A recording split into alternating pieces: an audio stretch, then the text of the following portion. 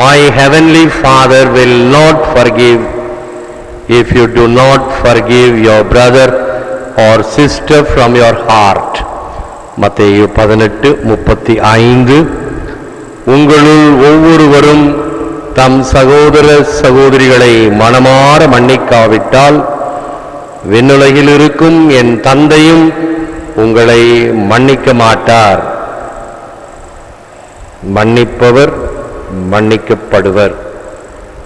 இது கிறிஸ்து வழங்கும் வாழ்வு தரும் நற்செய்தி. கிறிஸ்துவே உமக்கு புகழ்.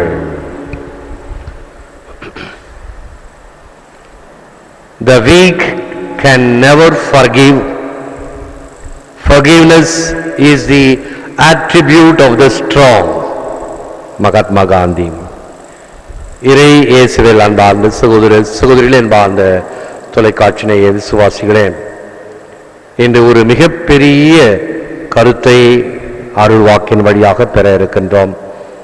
இந்த மன்னிக்கின்ற மனப்பான்மை மிக மிக கடினமானது. ஆனால் அதுதான் ஏற்கற்பாலது, தேவையானது, கிறிஸ்துவத்தினுடைய அடிப்படையாக, அஸ்திவாரமாக, ஆணிவேராக அமைவது. இதில் மிக மிக அதிகமாக நாம் கொஞ்சம் சிந்தனையும் தியானமும் செய்தோம் என்றால் நம்முடைய நிலை நன்றாக நமக்கு புலப்படும். மன்னிக்க நம்மால் முடியவில்லை என்றால் என்ன அர்த்தம்? நாம் ஆன்மீகத்தில் வளரவில்லை, இன்னும் இறுகிய மனத்துடன் இருக்கின்றோம்.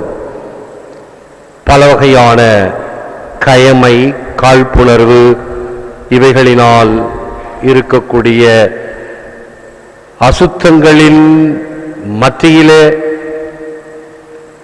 நாம் வாழ்ந்து கொண்டிருக்கிறோம் என்று சொன்னாலும் மிகையாகாது. ஆகவே லத்தீன் வார்த்தைகள் 4 வார்த்தைகள், ஆனால் கொடுக்கின்ற கருத்து ஆழம். சும்மும் யூஸ், சும்மா இன்யூரியா. அர்த்தம் என்னவென்றால், சும்மம் என்றால் மிக உயர்ந்த, யூஸ் என்றால் சட்டம் அல்லது நீதி என்ற அர்த்தம். சும்மா என்றால் அதைவிட மிக பெரிது. இன்யூரியா, இன்ஜரி, அது கொடுக்கின்ற வேதனையோ சோதனையோ அல்லது விளைவுகளோ. இதற்கு விளக்குவதற்கு ஒரு அனுபவத்தை உங்களோடு பகிர்கிறேன். நான் இளங்குருவாக இருந்த பொழுது கடலூரில் தொழிற்பள்ளியின் மேலாளராக இருக்கின்றேன். அங்கு ஒரு கான்ட்ராக்டர் ஒரு ஏமாற்று பேர் வழி சற்று இறுக பிடிக்கக்கூடிய சூழ்நிலையில் அவர் பள்ளிக்கூடத்திற்கு செய்த வேலைக்காக காசு கொடுக்க வேண்டும். சற்று இறுக்கிய பொழுது ஒரு செக் கொடுத்தார். செக் பணமில்லை, பேங்கில் போட்ட பிறகு திருப்பி வந்துவிட்டது, பவுன்ஸ்ட். உடனே நான் கோர்ட்டில் போட்டேன். கோர்ட்டில் போட்டவுடனே கோர்ட் தீர்ப்பு செய்துவிட்டது, உடனடியாக தர வேண்டும், பணம் தர வேண்டும் அல்லது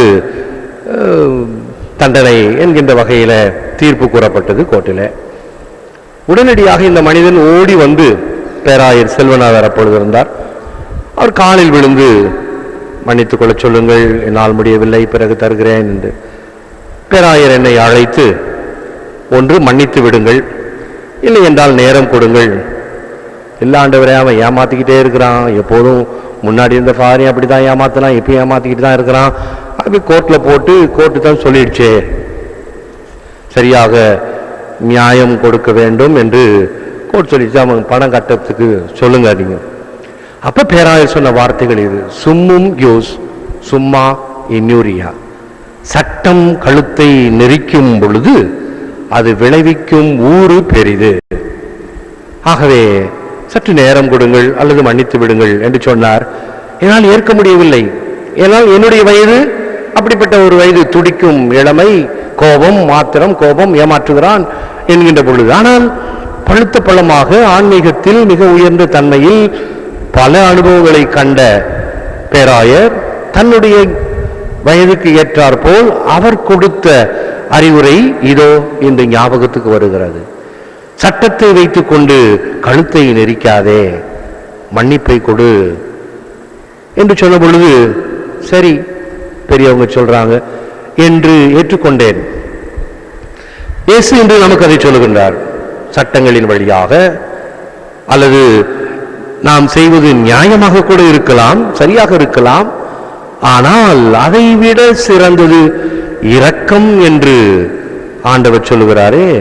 அதற்கு அவர் என்ன உதாரணம் கொடுக்கின்றார்? உங்கள் வானக தந்தை எவ்வாறு இரக்கமுள்ளவராக இருக்கின்றாரோ அதே போன்று நீங்களும் இரக்கமுள்ளவராக இருங்கள். மகாத்மா காந்தி சொன்ன வார்த்தைகளை துவக்கத்தில் சொன்னேன். The weak can never forgive.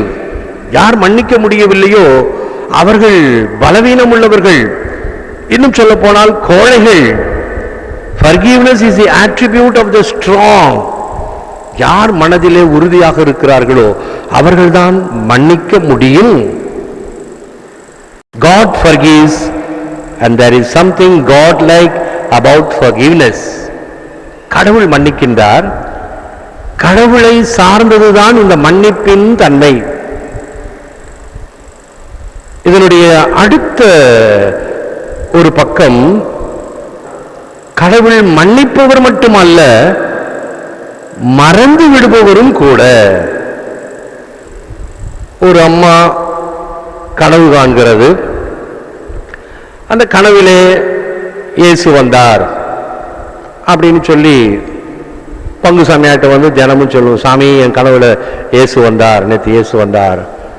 சரிம்மா சரிம்மா, இந்த கிழவி ஏதோ பேத்துது அப்படின்னு சொல்லி சரி சரி என்று தலையாட்டி கொண்டே இருந்தார். தினம் தினம் இதே போல, நேற்று என் கனவுல இயேசு வந்தார். சரி, இயேசு என்ன சொன்னார்? நல்லா வேண்டிக்குங்க அப்படின்லாம் சொன்னார்.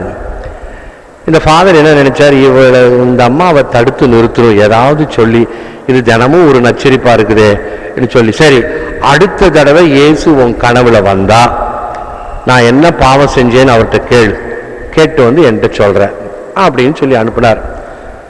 எங்க வரப்போகுது, என்னத்தை கேட்க போகுது, என்னத்தை சொல்ல போகுது, அது இனிமே வராது அப்படின்னு நினைச்சார். அடுத்த நாள் காலையிலும் பாட்டி வந்து நின்றுச்சு. இயேசு வந்தாரா? வந்தார் சாமி. நான் சொன்னது கேட்டியா? கேட்டேன் சாமி. என்ன சொன்னார்? அதெல்லாம் மறந்துட்டாராம் சாமி. என்ன உண்மை? மறக்கக்கூடியவர் கடவுள். மன்னிப்பை தருபவர் மட்டுமல்ல, மறக்கக்கூடியவரும். லாங் ஃபெலோ என்ற ஒரு அருமையான ஆங்கில அறிஞர், it is sweet to stammer one letter of the eternal's language. On earth it is called forgiveness. மன்னிப்பது என்பதுதான் மிகச்சிறந்த இனிமையான ஒரு வார்த்தை. லாங் ஃபெலோ மிக காலத்துக்கு முன்னாடியே வாழ்ந்து இந்த வார்த்தைகளை சொல்லியிருக்கிறார். சமீபத்தில் திரைப்படத்தில் ஒரு வசனம் ரொம்ப எல்லாருக்கும் மனசில் நிற்கக்கூடிய வரும், மன்னிப்பு என்றால் எனக்கு பிடிக்காத ஒரு வார்த்தை தமிழ்ல அப்படின்னு சொல்லப்படுகிறது. ஆனால் இங்கே என்ன சொல்லப்படுகிறது? மன்னிப்பு தான் இறைவன் அந்த விண்ணகத்திலிருந்து கொடுக்கக்கூடிய ஒரு மகிழ்ச்சி. அதுக்கு இருக்கும் பார்த்தீங்களா? இதுதான் உலக கண்ணோட்டம், இது விண்ணக கண்ணோட்டம். Work for peace will be effective. நாம் சமாதானத்துக்காக வேலை செய்தோம் என்றால் அது நிச்சயமாக ஒரு வீரியமாக இருக்கும். எப்பொழுது? if all becomes aware of their deep connection with nature, இயற்கையோடு இணைந்ததாக இருந்தால், but also seek harmony with it and admire in it the beauty, the wisdom and the love of its creator. Bishop Stephen Fumio Hagu. இந்த அமைதியின் தூதனாய் இப்பொழுது நாம் நற்கருணை ஆராதனைக்கு முன்னாடி பாடினோம். புனித பிரான்சிஸ் அசிசியாருடைய அருமையான பாடல். அவர் இப்படித்தான் இந்த இயற்கையோடு இணைந்து, அது செடி கொடிகளாக இருந்தாலும் சரி, பறவைகளாக இருந்தாலும் சரி, மனிதர்களாக இருந்தாலும் சரி, அந்த அன்பை விதைத்தார். அப்பொழுதுதான் அங்கே அமைதி ஊடுருவும் என்று சொல்லப்படுவது எவ்வளவு உண்மை. ஆக இந்த மன்னிப்பு என்பது மிக கடினம். மனிதனுக்கு அதை செயல்படுத்துவது என்பது சிரமம். இருப்பினும் ஆண்டவர் இயேசு அதைத்தான் விரும்புகிறார். நாம் ஒரு பாடலை அன்பொழியில ஒளிபரப்புவோம். மன்னிப்பு மன்னிப்பு தேவா, மன்னிப்பு தாருமே இறைவா என்ற ஒரு பாடலை பாடும் பொழுது ஒரு 4 காட்சிகளை மக்கள் முன்னால் வைப்போம். வீடியோ கிளிப்பிங்ஸாக, வீடியோ காட்சிகளாக. முதல் காட்சி பழைய ஏற்பாட்டில் தாவீது சவுலை மன்னித்தல். இந்த சவுல் மன்னன் தாவீதை எப்படியாவது கொலை செய்யணும்னு காத்துக்கிட்டு இருக்கிறான். ஆனால் தாவீதுக்கு ஒரு வாய்ப்பு வந்த பொழுது, என் அரசனை நான் கொல்ல மாட்டேன் என்று சொல்லி அவனுடைய வாளையும் போர்வையும் எடுத்துக்கொண்டு போய்விடுவான். பிறகு சொல்லி அனுப்புவான், வாய்ப்பு கிடைத்தது, ஆனால் நான் உன்னை கொல்ல மாட்டேன், மன்னிக்கின்றேன் என்று சொன்னான். ஒரு அருமையான காட்சி பழைய ஏற்பாட்டில். புதிய ஏற்பாட்டில் செயின்ட் ஸ்டீஃபன் முடியப்பர் கல்லால் இருந்து சாகடிக்கும் பொழுது அந்த வீடியோ திரைப்பட சொல்வார், ரத்தம் ஒழுக ஒழுக அவர் என்ன சொல்வார், நான் இவர்களை மன்னிக்கின்றேன், இவர்கள் செய்வது என்னதென்று தெரியாமல் செய்கிறார்கள் என்று ஆண்டவர் இயேசு கூறிய வார்த்தைகளையே சொல்லி மன்னிப்பை வழங்குவார். நம் ஆண்டவர் இயேசு கிறிஸ்து சொல்லவே வேண்டாம், சிலுவையில் தொங்கும் பொழுது தந்தையே இவர்களை மன்னியும் என்று சொன்னார். வாழ்க்கையின் படிப்பினையில, வாழ்க்கை பாடத்தில ஒரு மிக சிறந்த உதாரணம், 1000 மறைவுரைகளுக்கு சமமான ஒரு நிகழ்ச்சி.